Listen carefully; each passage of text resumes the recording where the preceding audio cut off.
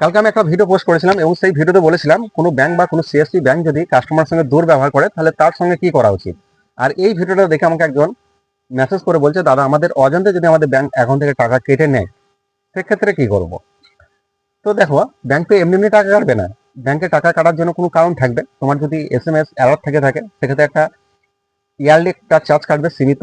তোমার যদি ATM card থেকে থাকে সেক্ষেত্রেও একটা ইয়ারলি চার্জ কাটবে। এবার ব্যাংকে যদি তোমার চেকবুক থেকে থাকে সেক্ষেত্রেও ইয়ারলি একটা চার্জ কাটবে, কিন্তু এগুলো খুব সীমিত। এছাড়া আদার্স ব্যাংকের যে তোমার সার্ভিসগুলো রয়েছে সেগুলো যদি নিয়ে থাকো সেক্ষেত্রে তোমার চার্জ কাটবে। এবার যদি তোমার মনে হয় প্রতি মাসে আমার ব্যাংক অ্যাকাউন্ট থেকে টাকা কেটে নিচ্ছে, তাহলে ব্যাংকের বই নিয়ে সোজা ব্যাংকে চলে যাবে। ব্যাংকে গিয়ে বলে যে আমার এই যে ব্যাংক অ্যাকাউন্ট, এই অ্যাকাউন্ট থেকে প্রতি মাসে টাকা কাটছে কিসের জন্য। তো ব্যাংক তো কিছু একটা বলবে, আর টাকা তো এমনি এমনি কাটবে না, কোনো সার্ভিস অ্যাক্টিভ থাকার জন্য কিন্তু টাকা কাটবে। তো দেখবে কোনো সার্ভিস অ্যাক্টিভ রয়েছে। তো কোনো সার্ভিস যদি অ্যাক্টিভ থেকে থাকে, তুমি ডাইরেক্ট একটা কথা বলবে যে আমার ব্যাংক অ্যাকাউন্টের সাথে যে এই সার্ভিসটা অ্যাক্টিভ হলো, এইটাকে অ্যাক্টিভ করার পারমিশন কি দিল, উইদাউট পারমিশন এটাকে অ্যাক্টিভ করলেন কিভাবে, এই সার্ভিসটাকে ইমিডিয়েটলি স্টপ করে দিন। আর এতদিন পর্যন্ত তোমার সার্ভিস অ্যাক্টিভ থাকার জন্য যে টাকাটা কেটেছিল সেই টাকাটা তুমি ফেরত পাবে।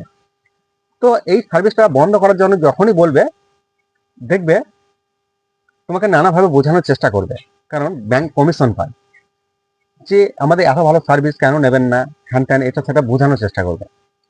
তো তখন তুমি আর একটা কথা বলবে যে ব্যাংকের কাস্টমার হওয়ার জন্য যদি আমাদের ব্যাংকের সমস্ত রকম সার্ভিস নিতে হয়, তাহলে এক কাজ করুন, আমার এই মুহূর্তে 2 থেকে 3 লাখ টাকা লোনের প্রয়োজন আছে, আমাকে ব্যবস্থা করে দিন।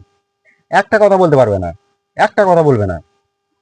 তো আশা করি তোমার মেসেজের উত্তর তুমি পেয়ে গেছো, আর এইভাবে সাপোর্ট করার জন্য তোমাকে অসংখ্য ধন্যবাদ।